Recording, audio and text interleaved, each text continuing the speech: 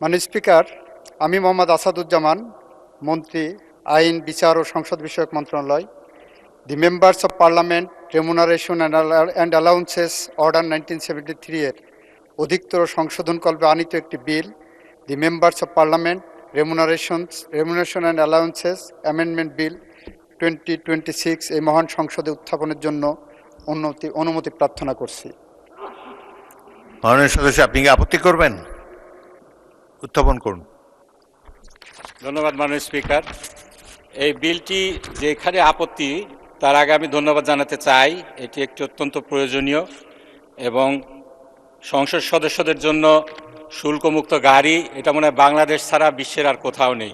শুধু একটা বিষয় আমি একটু দৃষ্টি আকর্ষণ করতে চাই। এখানে উদ্দেশ্য এবং কারণ সম্বলিত একটি বিবৃতি দেওয়া হয়েছে, যেখানে বলা হয়েছে যে জাতীয় সংসদের যিনি সম্মানিত নেতা রয়েছেন, তার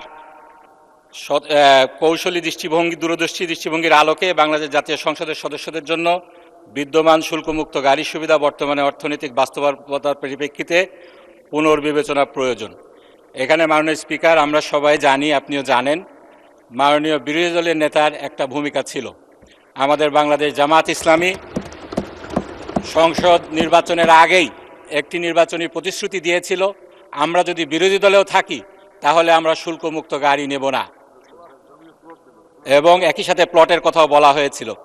এখন যে বিষয়টি আইনগতভাবে রূপ নিতে যাচ্ছে, সেখানে উদ্দেশ্য এবং কারণ সম্বলিত বিবৃতিতে যদি আমরা ন্যায় বিচার, ন্যায় ইনসাফের কথা বলি, তাহলে বিরোধী দলীয় নেতার কথাটিও এখানে যুক্ত হওয়া, তার বিবৃতি এবং তার যে সিদ্ধান্ত, এটা আসাটা আমি মনে করছি জরুরি। ধন্যবাদ মাননীয় স্পিকার। এটাকে তো কোনো আপত্তি বলে আমার মনে হচ্ছে না। আপনি কি আপত্তি করেছেন, নাকি কারো নাম মেনশন করার জন্য? বিলে তো আর নাম মেনশন করা যাবে না।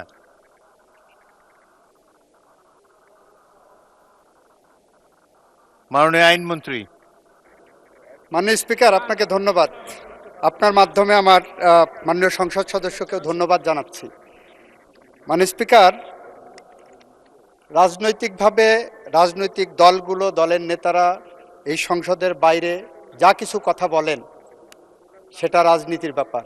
যখন আইনের প্রশ্ন আসবে, মাননীয় স্পিকার, বিলটা উত্থাপন করেন পাবলিক পলিসি হিসেবে সরকারের পক্ষ থেকে সংশ্লিষ্ট মন্ত্রী। এটা কোনো প্রাইভেট বিল যদি হতো, তাহলে ওনার পক্ষ থেকে মাননীয় বিরোধী দলের নেতার দূরদৃষ্টি সম্পর্কে উত্থাপন করতে পারতেন। সেটা ওনার একটা প্রিভিলেজ অ্যান্ড রাইট।